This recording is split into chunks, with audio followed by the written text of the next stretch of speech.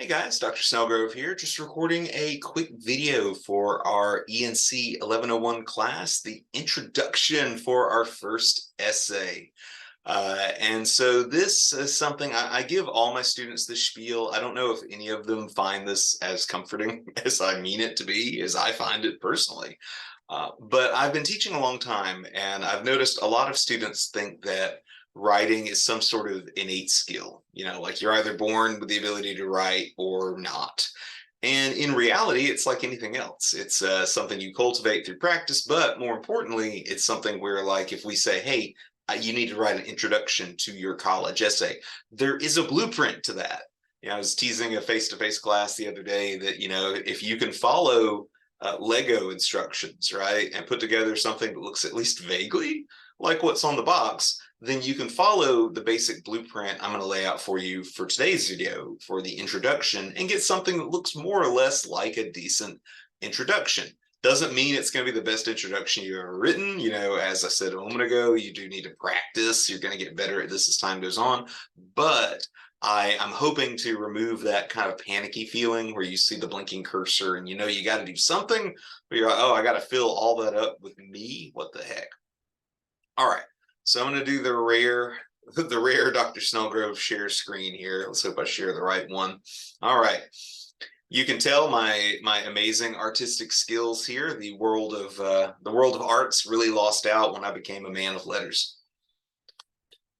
Man, it's all like not centered. I'm sorry. This is what I get for using Microsoft Paint. I was reflexively trying to center the title and the hook. It's like, oh, you already wrote that down, buddy. You can't you can't change this. Anyways, so I didn't come up with this, but I preach it passionately. It's good to imagine the intro a bit like an upside down triangle. And why the heck would we do that, you say? Well, if you look at the tippy top, or maybe that's the bitty bottom of our upside down triangle, it culminates in the thesis. The thesis is the most specific, thing that you're going to have. It's the most specific part of your essay. It's the argument that, your entire essay is built around, right? So if you have an argumentative essay, the thesis would be where you'd say something like, Florida should legalize recreational marijuana, right? Nice and specific thesis. And then, of course, the rest of the essay, everything has to back that thesis up. We'll get to that when we talk about body paragraphs, but that's the whole point. Once you throw the argument out, everything else is like, let's back up that argument. Let's prove that argument correct. So that's what's at the bottom of your intro is your thesis. And we'll circle back to why that is here in a minute. But I wanted to draw your attention to the fact that, as you look at this upside down triangle diagram here, the title and the hook are about as far from this as they possibly could be, right?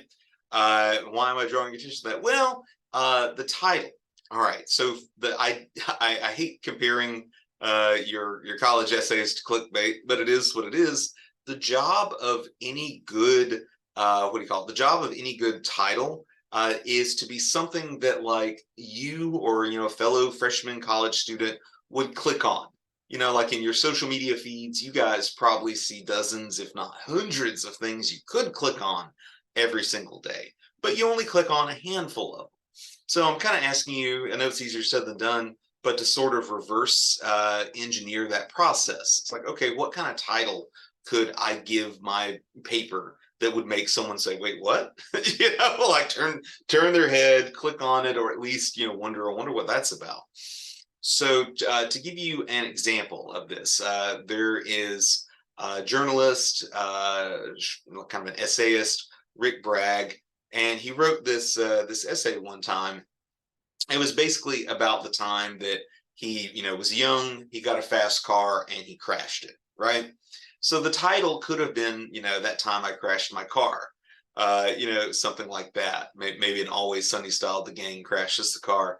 But that in and of itself is not very interesting, right? Like, if we're being honest, unless I already knew the person or something, I probably wouldn't click on some random thing like that time I crashed my car. Teenage car troubles. It doesn't sound very exciting. So instead, he titled his essay 100 miles per hour upside down and sideways. And so there's a few interesting things going on here. One, he doesn't directly tell you what the essay is going to be about. Although with a title like that, you can probably figure it out. And also, there's a little bit of mystery built in, like, why are you going that fast? Why are you upside down? Sideways? What? You know, and so that's the, again, I don't think Rick Bragg would appreciate the comparison to clickbait, but that's the essence of that kind of thing. Something that has enough mystery and enough general interest to make a reader say, oh, I kind of want to check that out. So that's something I would encourage you guys to do. The title, you know, again, if I could cut to my own chase here, the title doesn't have to reference directly the thing you're writing about. The title certainly doesn't have to have your thesis in it or anything like that. So instead, I'd like you to think creatively. You know, can I make my title dramatic or funny or scary? You know, something that makes the reader curious, something that would make them click or at least think about clicking on this if it was in the real world, quote unquote. All right. Now I keep making my references to you know, clickbait, sort of real world internet stuff. All right. So here's the thing. We've all had that moment, right? Where you click on something because it sounds really cool, and then you start reading it, you're like, oh, this is awful. And you hit that back button right away. And so you may or may not already know this. Basically, the what you call it, the websites, at least the good websites, they keep track of that kind of thing. That's called the bounce rate, right? Like, what is the average amount of time before somebody hits the back button on this site? So why am I emphasizing all this? Well, we want you guys to have good hooks. The hook is the first part of your essay. It can be the first few sentences. Very often, it's just the first one sentence, something along those lines. But it's the thing where, you know, by the way, if you think the world of writing is full of highfalutin metaphors or anything, hook, yeah, that's a fishing metaphor. So the idea is, you got somebody to click on your what do you call it? On your essay out in the real world. You had a title that, you know, sounded interesting, sounded scary, sounded dramatic, sounded funny, and they checked it out. But now you got to ask yourself, what will your first line or lines be in order to keep the reader's interest? And so I wanted to get away from our little triangle briefly to show you another thing. And I guess we'll look at this honestly, like, you know, keep that triangle in mind. But I want to show you this because full confession, I don't love the title that she used. But otherwise, the thing I'm about to show you is kind of like a textbook introduction. So I wanted to, you know, show you this. You can have a little object example as we are going. All right, so spoilers. This student is writing about, and it's an old essay. This says 2010. I've seen textbooks where this was printed, it said 2007. Just give you an idea. It's an old essay. And so the student is writing about whether or not other students frequently texting one another. There's at least one person out there that's not you text, old man. But frequently texting each other, whether that affects their academic writing. All right, so you don't have to tell me. On the face of it, not the most exciting subject in the world. And she knows that too. So she had a pretty boring title. That's what I was saying. Does texting affect writing? I don't like that. I sometimes tell my own students, like, your title's a little on the nose. Your title's a little bland. This is an example of something like that. But check out her hook. She's got the boring ass topic. So what does she do to spice it up with the hook? She puts a little English on it. It's taking over our lives. We can do it almost anywhere. Walking to class, waiting in line at the grocery store, or hanging out at home. It's quick, easy, and convenient. It's become a concern of doctors, parents, and teachers alike. What is it? It's texting. So, you know, we're going to talk about the rest of what she moves into. And we're going to go a little quicker here in just a minute. But I just wanted you to see that, you know, this is literally, it's in our textbooks very often, a textbook example of what to do with the hook. So instead of just having a first line like, many people wonder if texting affects writing, you know, nothing's wrong with that. It's a subject, verb, complete thought and all that. However, it's just kind of bland. It's kind of boring. If someone did click on your essay and found it online and they had a boring first line, it's like, oh, back button, baby. So this person instead decided to approach it from a dramatic angle. Now, they don't really do movie trailers like this anymore, but this is kind of like the old school movie trailer guy, you know, making it sound so dramatic. It's taking over our lives. we can do it almost anywhere. So remember when I said that titles, mystery actually works well in a title. Mystery works well, like making the audience wonder, oh, I wonder what they're talking about. I guess I'll click to find out. The hook is obviously a close cousin to the title, and the same basic principle applies. And you can see it. I'm not saying this is the best hook in the world, but it's pretty damn good. You can see what she's doing here. It's like, hey, instead of telling us right away what the topic is, she's going to deliberately play it mysterious, and she's going to deliberately make it sound scary and dramatic. It's taking over our lives. This whole hook is designed to make you ask, or at least a general reader ask, wait, what is it? What's taking my life? What is this? It's concern. Doctors are worried. What is this? And that's why it's a hook, right? The idea is if you keep, what do you call it? If you get their interest right away, maybe you ask a rhetorical question. We'll circle back to that, or you play something mysterious, make them, make the reader know this could affect them. That's how you get people, to continue reading. Now, I was going to throw out there the technique I prefer. As you may or may not know, I do a small amount of freelance writing, baby, professional writer. And so my own go-to hook technique, I don't normally do hooks quite this long. I normally have hooks that are just one sentence and they are questions. So here's my technique. I'm not saying you have to use my technique. I would be remiss if I didn't tell you what I rely on myself.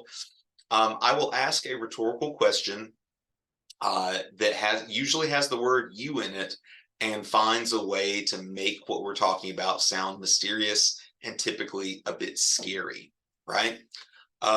So for instance, if we return back to that idea, if our thesis was going to be Florida should legalize recreational marijuana, all right, so I, as the writer, it's like I got to come up with some kind of hook.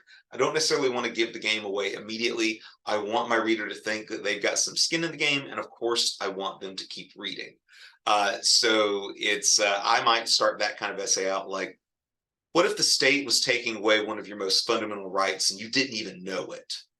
So again, not holding that up that I just made up as the best hook in the world, but what is going on there? I'm playing it deliberately mysterious. One of your most fundamental rights. Which one? Well, I guess they got to keep reading to find that out now, don't they? I have you, or in this case, you're in there. What if the state was taking away one of your most fundamental rights? So call me a cynic, but I usually do that because it's easy for a reader to see something that doesn't seemingly affect them, and be like, sucks to be them. Hit that back button. So just take away, your fundamental rights. Oh, me? Well, I'm in this. I guess I'll keep reading. And the other thing, maybe so obvious I shouldn't even say it, but it's my whole ass brand. Ask your psychology teachers, when you get there. Human beings are hardwired to answer questions. So if you make your hook a question, it gets them to keep reading to get the answer. So anyways, we're about to move on to the background and the thesis and wrap things up. But I just want to let you know, I always make this dorky comparison. I guess the movie, like me, gets a little older every year. But of all things, I often think about the relationship between the title and the hook. The line that Leonardo DiCaprio's weird racist character has in Quentin Tarantino's Django Unchained. He's got this wonderfully wacky Southern accent on. He's like, you had my curiosity. Now you have my attention. And so that's really how it works. The title, I usually even had baked this into the assignments, a curiosity-inducing title. It's like, what the hell is this man on about? But literally, a title that makes us curious, and then a hook that gets our attention. All right. Beyond that, if you remember back, we'll look at it probably at least one more time here directly, but if you remember back to our little inverted triangle, I had two separate sets of background information. Now, why do I do that? Well, there's usually general background and then more specific background. So for example, I would argue even in like 2007, this was overkill, but the student has a whole thing here like, hey, let me explain what a text message is. So that's an example of basic background information. I always tell students like, what does my reader need to know before they can understand the whole rest of my essay? So in her case, she wrote a whole thing about text messages. And she made a judgment call that I don't personally agree with, but it's like, okay, I need to throw in, a brief explanation of what a text message is for any of the like unfrozen cavemen that might be reading this for the first time, right? So that's, in your case, I let students pick their own topics. It hasn't killed me yet.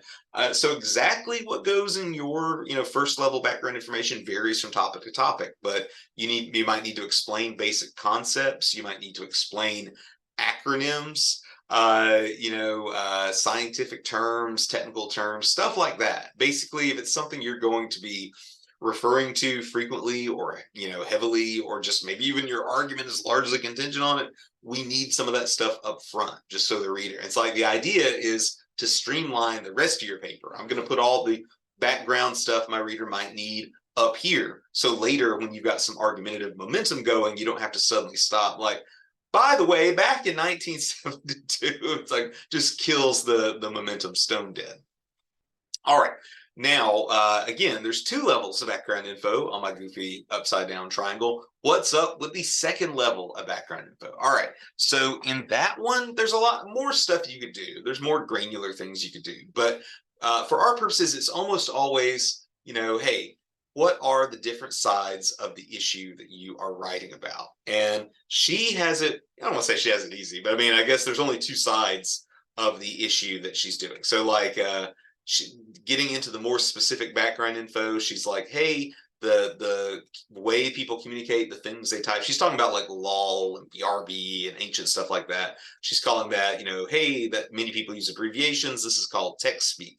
So that's more specific background info. But then we get to a nice, one sentence. Some people believe X, other people believe Y. Some people believe that using these abbreviations is hindering the writing abilities of students. Others argue that texting is actually having a positive effect on writing. So you could stretch yours out, but especially when you're writing about controversial stuff, but I would say anything. I'm a big believer that all essays are argumentative because all writing is argumentative. What are you arguing? Before we get to it, what are the different sides of the issue? Some people believe this, some people believe this. You might have more than two sides, but at least two sides. What are they? You tell us here in the background section 2. And it all leads up to the thesis. In her case, it seems likely that texting has no significant effect on student writing. So all of that built up, in this case, it was pretty, I think it flowed pretty well because she says some people believe X, other people believe Y. Here's what I believe. Bam. We get that thesis right there at the end. And so I'm doing my, let's see, old man playing with technology here is what I'm doing. All right, going back to my goofy ass little diagram here. There we go, slow computer. All right, so again, a title that makes the reader curious, a hook that gets and keeps their attention, surface level background info where you explain, historical context, special acronyms, scientific terms, technical terms, basically anything you think we need to know generally about your topic. Background 2, get a little deeper, any more specialized language, anything that builds off your first background stuff. But most importantly, what are the 2 or more sides of the issue that you have chosen? Finally, the thesis, right? So in like a controversial thing, it would be who needs to do what. So, earlier I gave the example, Florida needs to legalize recreational marijuana. Clearly answers a who needs to do what style thing.